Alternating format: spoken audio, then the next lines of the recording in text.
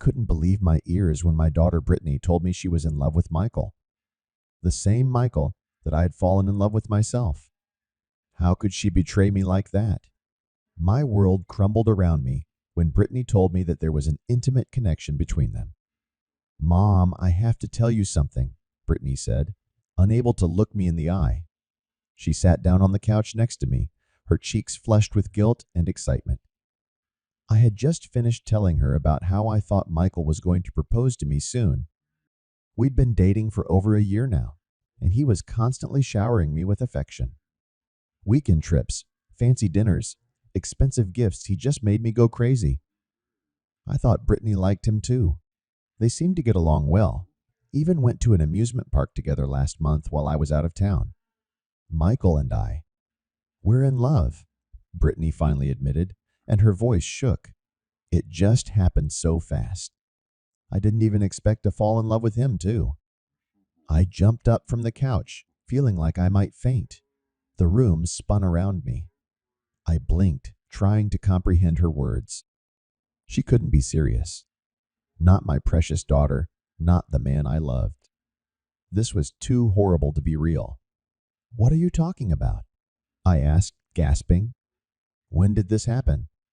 Brittany explained that it all started a month ago, the night Michael drove her home after the amusement park. When I was out of town, he was seducing her, telling her that he couldn't stop thinking about her and that she wasn't a little girl anymore. She was a beautiful and desirable woman. It sickened me as I listened to my daughter describe how the man I hoped to marry slept with her behind my back. She was only 25 and he was 45. I thought Michael and I were happy. We even started talking about moving in together. Now I realized it was all part of his devious plan to get to my daughter. "Please, Mom, try to understand," Brittany pleaded. "I didn't mean for it to be so serious, but I've never felt this way about anyone before." I sat back down, resting my head on my hands. The betrayal stung me to the core. I didn't know what hurt more, the fact that Michael had used me and my daughter so cruelly, or that Brittany had risked our relationship for an affair with an older man. I thought we had no secrets. Trust was something I treasured. "I'm so sorry, Mom," Brittany cried. "I never meant to hurt you, but I couldn't help but fall in love with him. And I think he loves me too. Soon, he's going to take me on a trip with him to propose. That's why I had to tell you the truth." A trip. I suddenly remembered overhearing Michael talking about a trip to the ocean. So it was for Brittany, not me. The engagement ring I thought was meant for me was bought for my daughter. I looked at my daughter, mascara dripping down her cheeks from tears, and my anger faded away. As much as I was hurt by her betrayal, she was still my flesh and blood, the little girl I had raised and loved more than anything in the world. I had to find a way to forgive her. Taking a deep breath, I told her, "I love you, Brittany, and I always will. What's done is done. I can't change the past or what happened between you two. I just need time." I pulled my sobbing daughter to me and hugged her. Over her shoulder, I looked ahead, trying to imagine how we could move on with our lives after such a grand betrayal. I was still reeling from my daughter Brittany's revelation about her affair with Michael when the doorbell rang one evening. When I opened the door, I found Michael's business partner, Jacob, standing there looking upset. Brittany stood silently behind me as we let him inside. "What's going on?" I asked Jacob, leading him into the living room. He was usually so calm, but today he looked completely shaken. Jacob clasped his hands together to calm himself down before he began his shocking story. "This is Michael.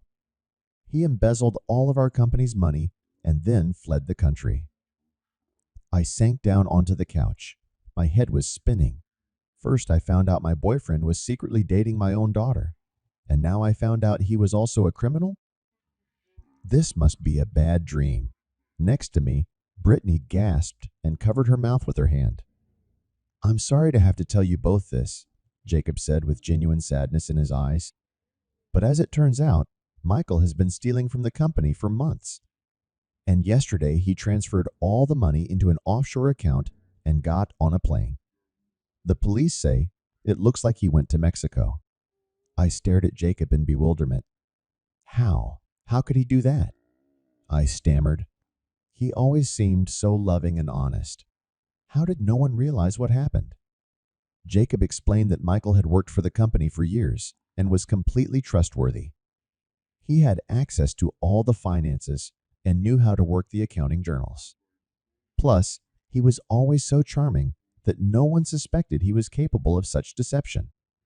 I even invested my own savings in the company recently, Jacob admitted. Now it's all gone. Michael stole millions and left me with nothing. He looked utterly devastated. My heart was breaking with pity for Jacob. He had always been so kind to me and Brittany. I remembered Michael bragging about their successful auto parts empire and extolling Jacob as his best friend.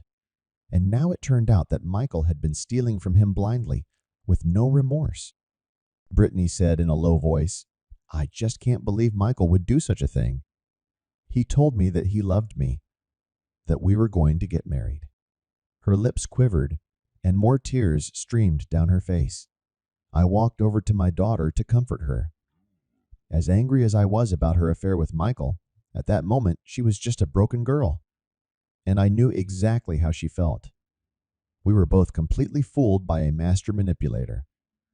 "Michael is clearly not the man we thought he was," I said softly to Brittany. I turned back to Jacob, who ran his hands through his hair in excitement.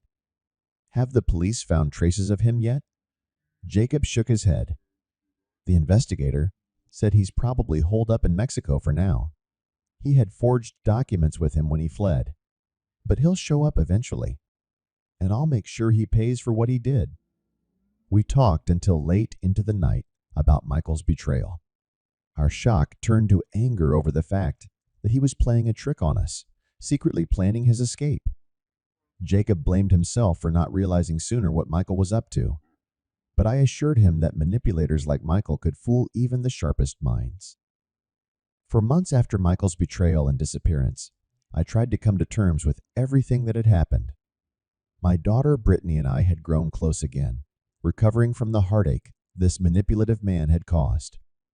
We both felt foolish for falling for his lies. Meanwhile, Michael's former business partner Jacob worked tirelessly to save the company they had built together. With all the money gone, it was an uphill battle, but he was determined not to let Michael destroy the company. I began to appreciate Jacob in a new way as I watched him handle the crisis with grace and courage. He could have easily declared bankruptcy, but instead he paid off his debts and found ways to keep working. And he always made time for Brittany and me, often dropping by to see how we were doing. One day at lunch, Jacob told us that the private investigator who had been following Michael had finally discovered his whereabouts in a small Mexican beach town. "It's only a matter of time before he stumbles, and I can bring him to justice," Jacob told me with fury in his eyes. "I won't let him go unpunished." I admired Jacob's strength and conviction. And I'll admit, when we started spending more time together, I found him extremely attractive too, both externally and internally. With his muscular build, blonde hair, and kind smile, he was the opposite of the sly and showy Michael. Jacob was a genuinely good man. Late one night, I got an urgent call from Jacob. He was at the hospital with devastating news. Michael's body had been found washed ashore near the Mexican village where he was hiding. It turned out that he had drowned in a tragic accident. I woke Brittany up to tell her about it, and we both burst into tears over the shocking turn of events. As angry as I was at Michael for the way he had deceived us, I still couldn't calm down after learning of his untimely death. And I knew Brittany was feeling conflicting emotions too. Her first love was gone forever. We joined Jacob at the hospital, where he was dealing with the difficult task of working with Mexican authorities to send Michael's body home for burial. "This is the right decision for his family," Jacob told us tiredly. "They deserve to have him buried at home, no matter how bad he was."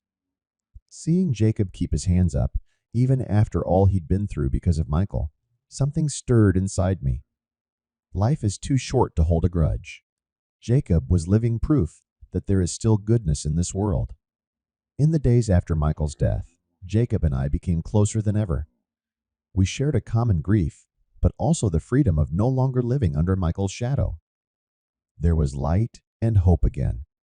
And one night at dinner, when Jacob confessed his feelings for me, I was happy to realize that I felt the same way. We didn't rush things, given our recent history, but we soon realized we were meant to be together. 2 years after Michael's betrayal shook us, I walked down the aisle to marry the man who had always been there for me, Jacob. Brittany stood beside me as my maid of honor, and her smile was brighter than I'd seen in a long time. We had finally found our happiness. Our new life with Jacob was pure bliss. After the trauma of Michael's lies and deceit, I finally had the loving husband I had always dreamed of. Jacob and I said, "I do" in a small ceremony in the countryside, surrounded by close friends and my daughter Brittany. We then traveled to Hawaii for a romantic honeymoon where we basked in the warm sunshine. I'll never forget Jacob and I sipping champagne while watching the sunset and feeling more content than ever. When we returned from our trip, I moved into Jacob's gorgeous suburban home. I was blown away by the spacious ranch-style home with cozy fireplaces, a chef's kitchen, and even a stable in the backyard. It was a horse lover's paradise. "It's all ours, honey," Jacob grinned, carrying me across the threshold. After years of financial struggle following Michael's theft, his business had finally recovered. Jacob's personal fortune was growing too, thanks to some smart investing. Meanwhile, my relationship with Brittany had entered a new phase while I was adjusting to married life with Jacob. She had decided to stay in our old apartment for the duration of college to maintain some independence. I missed her, but realized that giving her a chance to spread her wings was important. We agreed to meet once a week and have dinner together. Sometimes I cooked for her in my new home, and sometimes we would try new dishes at popular restaurants in the city near her campus. In doing so, we tried to maintain a warm relationship between us. During one of our dinners, Brittany timidly admitted that she had started dating a graduate student named Daniel. "He's so different from Michael," she told me. "Daniel is down to earth and treats me with respect." I almost cried tears of joy to see Brittany in a healthy relationship after her heartbreak. My little girl was growing into a smart, confident young woman before my eyes. We toasted to new beginnings and a bright future. For our 2-year wedding anniversary, Jacob surprised me with a trip to Paris. With the romantic backdrop of the Eiffel Tower, we reaffirmed our love for each other. We also laughed about the fact that neither of us knew French. When we returned home, Brittany met us at the airport, overflowing with excitement. Daniel had proposed to her, and she couldn't wait to start planning their wedding. My heart sank at the sight of her, excited to be walking down the aisle soon. "I learned my lesson with Michael," she told me. "I'll never again ignore alarm bells just because a man showered me with affection. But with Daniel, everything feels right." On Brittany's wedding day, I helped her into her lace dress, and tears came to my eyes. The painful days after Michael's betrayal were far behind me. My daughter had found a partner who valued her, and I finally had the man of my dreams by my side. As Brittany and Daniel exchanged vows, Jacob reached for my hand and squeezed it lovingly. We both saw so much hope for the newlyweds' future, and I knew Brittany was just as happy for me. Our life with Jacob had been everything I had hoped for and more. Now that our family had grown, Jacob and I happily accepted the role of caring grandparents. We took little weekend trips with Brittany and Daniel's kids, enjoying the time together. After several years of upheaval, life was richer and sweeter than I could have imagined.